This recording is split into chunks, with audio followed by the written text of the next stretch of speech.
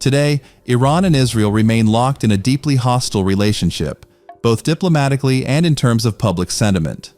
While Israel has historically experienced tensions with many Muslim-majority countries, its conflict with Iran is widely seen as the most serious and volatile.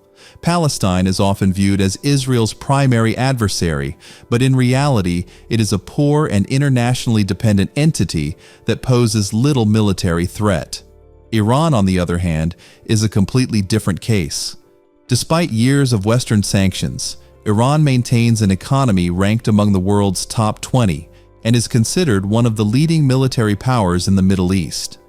Today, it is widely seen as Israel's most serious and immediate security threat.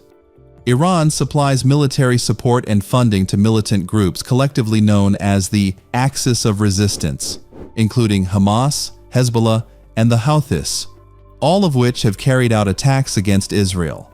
Beyond proxy involvement, Iran has directly intervened in the civil wars in Syria and Iraq, establishing military outposts near Israel's borders. In response, Israel launched airstrikes on these positions and, for a time, the two countries were considered to be in a state of limited war. This conflict has also affected the movement of people. Holders of Israeli passports, as well as foreign nationals whose passports bear Israeli entry stamps, are barred from entering Iran. Likewise, Iranian citizens are banned from entering not only Israel, but also the Palestinian territories. In conclusion, the hostility between Iran and Israel is far more severe than other rivalries in the Middle East. For example, despite sectarian differences and geopolitical tensions, Iran and Saudi Arabia have made efforts to restore diplomatic ties based on shared Islamic cultural background. In contrast, Iran does not recognize Israel as a legitimate state, and the likelihood of reconciliation or diplomatic normalization is considered virtually non-existent. Yet Iran and Israel were not hostile to each other from the beginning. Their first historical connection dates back to the era of the ancient Persian Empire. Cyrus the Great of the Achaemenid dynasty, also known as Cyrus II, freed the Jews from Babylonian captivity.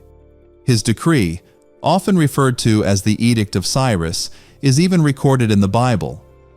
During this period, the Jews were allowed to rebuild the temple and the walls of Jerusalem and were treated relatively well within the Persian Empire. In the early 7th century, the Sasanian Empire of Persia advanced into the Levant while exerting pressure on the Eastern Roman Empire. At the time, Jews who had suffered persecution welcomed the arrival of Persian forces. However, the region was soon retaken by the Byzantines, and with the rise of the Islamic Empire, both powers were eventually absorbed into the broader Islamic cultural sphere. In the mid-20th century, relations between Iran and Israel grew closer under the Pahlavi dynasty. Mohammad Reza Pahlavi promoted rapid secularization and pro-Western policies. At a time when most Muslim-majority countries refused to recognize Israel, Iran became the second to do so after Turkey and established official diplomatic relations. An Israeli embassy was opened in Tehran, and the two nations developed a strategic partnership. During the Arab-Israeli wars, Iran quietly supported Israel behind the scenes. Through the port of Eilat, Israel was able to import Iranian oil reliably.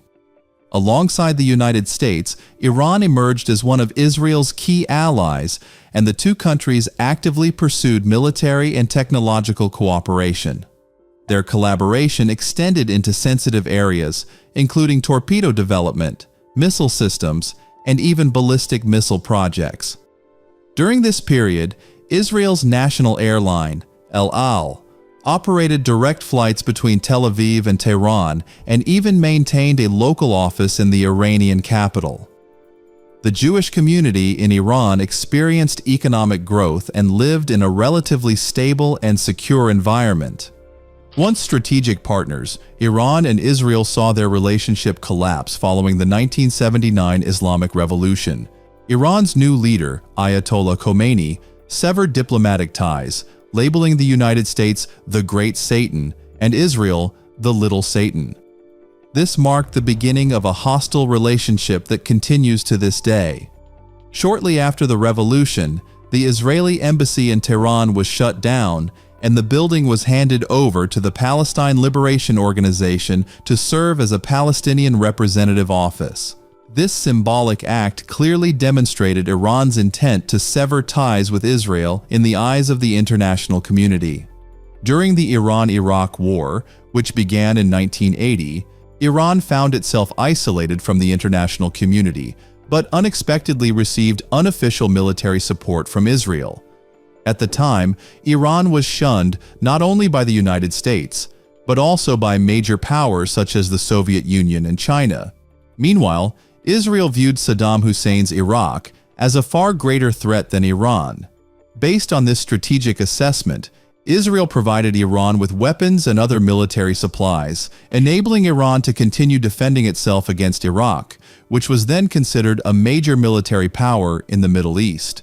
Israel's decision was driven not by ideology, but by strategic security interests and pragmatic calculations. However, after the war ended, Iran denied ever receiving support from Israel and returned to a stance of deep hostility. Today, the conflict between Iran and Israel includes elements that are both geographically and culturally complex. Several countries, including Syria, Iraq, and Jordan, lie between the two, creating a significant physical distance. While Iran is a Shiite state, the Palestinian militant groups it supports are predominantly Sunni Arabs. However, Hezbollah in Lebanon, a Shiite militant group backed by Iran, plays a key role as Tehran's main proxy in its conflict with Israel. Iran's anti-Israel policy reflects a strategic choice shaped by a complex mix of sectarian, geopolitical, and ideological factors. Iran is a theocratic state that has long relied on framing an external enemy to maintain internal cohesion. Within this narrative, Israel has become a central focus, used to rally public support and reinforce the regime's political legitimacy.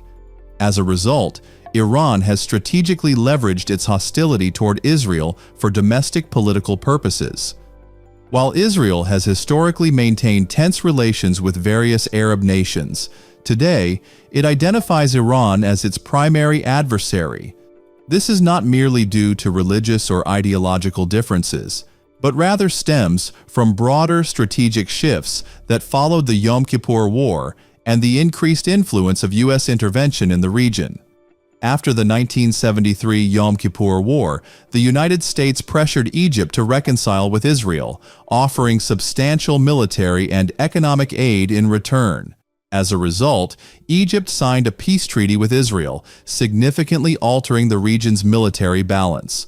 Around the same time, Iran underwent a major shift with the 1979 Islamic Revolution, adopting an anti-American stance and entering a period of diplomatic isolation.